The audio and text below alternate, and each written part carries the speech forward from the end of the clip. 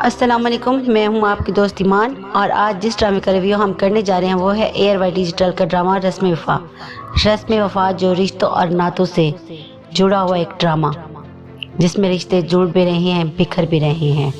ये कहानी है एक चुलबुली प्यारी और मासूम लड़की नूर की। नूर जिसका सपना था एक खूबसूरत ज़िंदगी का, फवाद के साथ शादी करके अपनी ज़िंदगी को खूबसूरत गुजारने का, लेकिन किस्मत ने उससे उसका सब कुछ छीन लिया। जो उसकी खुशी था वो चला गया, जहाँ खुशियों का जश्न मनाना था वहाँ मौत का सन्नाटा छा गया। फवाद का एक्सीडेंट क्या हुआ, सारी खुशियाँ उससे रूठ गई और नूर की ज़िंदगी पल भर में उजड़ गई। हर मुस्कान, हर सपना आंसू में बदल गया। नूर जिसकी ज़िंदगी शादी के दिन ही टूट कर बिखर गई। फवाद का एक्सीडेंट हुआ और फिर पल भर में सब खत्म हो गया, लेकिन दर्द यहाँ ख़त्म नहीं होता। नूर के अपने ससुर और खालू राशिद ने उस पर इल्ज़ाम लगा दिया कि तुम मनहूस हो, मेरे बेटे को खा गई हो।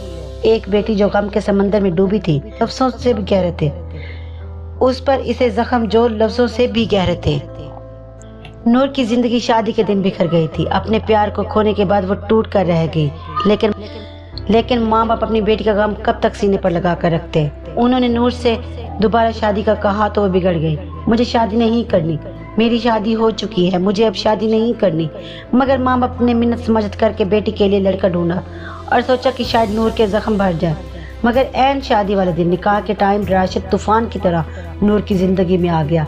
फिर उसको रोकने वाले रोकते रहे, उसने किसी की एक ना मानी और अपनी दिल की भड़ास निकाल दी। उसने बेचारी नूर पर वो इल्ज़ाम लगाए कि जो कभी सोच भी नहीं।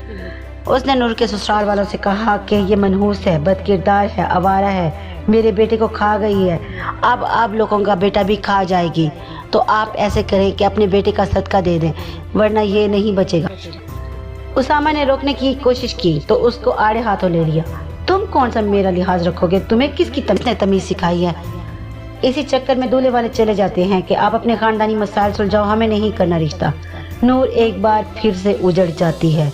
उसकी इज्जत सबके सामने मिट्टी में मिला दी गई और वो पत्थर की बुत बनी बैठी रही। रस्म वफा का ये मंजर देखने वालों के लिए दिल दहला देने वाला और सांसें रोकने वाला सीन था। अलिशबा जो कि उसामा की मंगेतर है, जब नूर की बेबसी और नसीब की बात होती है तो वो भी कहती है कि मुझे नूर मनहूस लगती है।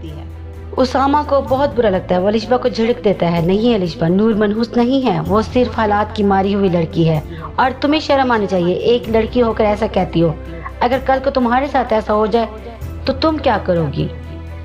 और जब अलिशबा ऐसी बात करती है तो उसामा से बर्दाश्त नहीं होता, वो उसे बुरी तरह लताड़ता है।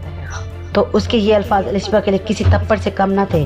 अलिशबा तो पहले ही नूर से खार खाती थी, उसे लगता था कि उसामा नूर की मौजूदगी में उस पर तवज्जो नहीं देता और उसकी कोई औकात नहीं रहती।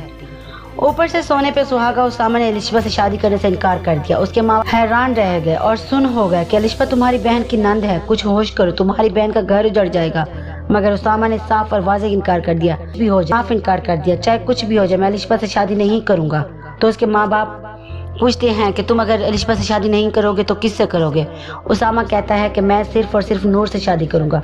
नूर मेरी वजह से उजड़ी है, मेरी वजह से खला जो आया है वो मैं ही पुर करूँगा, उसकी ज़िंदगी मैं ही बसाऊँगा, मैं नूर को ही अपनाऊँगा।